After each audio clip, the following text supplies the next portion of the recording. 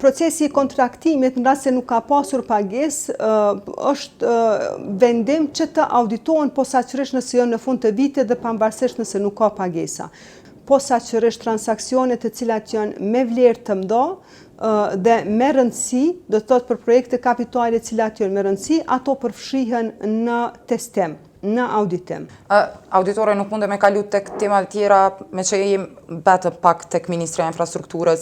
Njëna prej kontratave me të mëdha të qeverisë së tanishme, qeverisë Kurti, është edhe autostrada edhe rruga në fakt për Podujev. Është raportuar edhe që një kontrat i është dhënë edhe mikut apo shokut të zëvendës ministrit. A e keni marrë mundin me auditu këtë kontrat, çka ka ndodhur? Tash unë e thash ne e auditojmë Ministrinë e Infrastrukturës dhe posaçërisht transaksionet të cilat janë mbi materialitet ato merren do të thotë gjithsesi dhe duke marrë parasysh kompleksitetin, ne nuk mbështetemi asnjëherë sa i përket kontrolleve, do të thotë nuk mbështetemi në kontrolle, por shkojmë me testimin maksimal për të përfshirë sa më shumë në auditim sa më shumë transaksione, sa më shumë shpenzime, sa më shumë projekte kapitale, për shkak të ndjeshmërisë. Kjo kontratë, po ju pyes se kjo kontratë është diskutu, në aspektin nëse është nipo i ati apo ati, ne nuk kemi... interesant veç është auditu kjo kontratë. Tash, unë jam e bindun që nëse ka pasur transaksione në vitin 2023, sepse po flasim për 2023, dhe nëse transaksionet kanë qenë të larta, normal që janë nënshtruar auditimet. Dhe gjetjet audituese tash nuk mund të them saktësisht me cilin... Procesi kontraktimit, në fakt, sepse është auditu.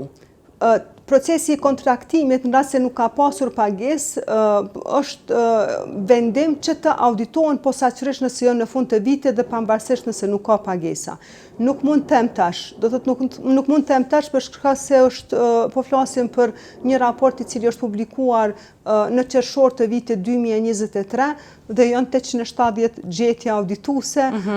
Mirë po unë ju siguroj që në aspektin e auditimit posaçërisht transaksionet të cilat janë me vlerë të mëdha dhe me rëndësi, do të thotë për projekte kapitale të cilat janë me rëndësi, ato përfshihen në testim, në auditim. Për shembull, auditore, në rast se është një kontratë, po e marrim kontratën për rrugën e Podujev, edhe raportohet për dyshime, qoftë financiare apo dyshime të tjera. A ishdo është zyra e auditorit ex officio me marrë dhe me trajtu këtë rast, pa pas informacionet e tjera? Tash ne kemi disa obligime me ligj. Ligji për auditorin e përgjithshëm dhe zyrën kombëtare të auditimit na ka obliguar me krye auditime të rregullsisë në baza vjetore të 86 organizatave buxhetore. Dhe në fund të kryejmë edhe auditimin e raportit vjetor financiar të qeverisë. Dhe ky është një obligim i cili e merr i konsumon 80% të stafit auditues.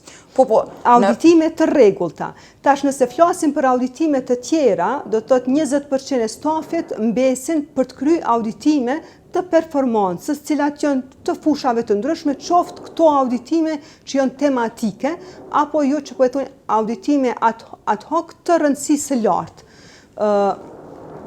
Ne kryejmë auditime, po 20% të stafit mundohemi të nxjerrim tema cilat janë më të rëndësishme. Mos harrojmë që ka sektorin e shëndetësisë, është sektori i arsimit, është sektori i mjedisit, por që tek infrastruktura në vazhdimsi do të thotë ne kemi kryer auditime për menaxhimin e projekteve. Po ju kujtohet nëse është auditu kjo kontrata apo jo? Ndomas, po si projekt i veçantë, si auditim i veçantë nuk është audituar.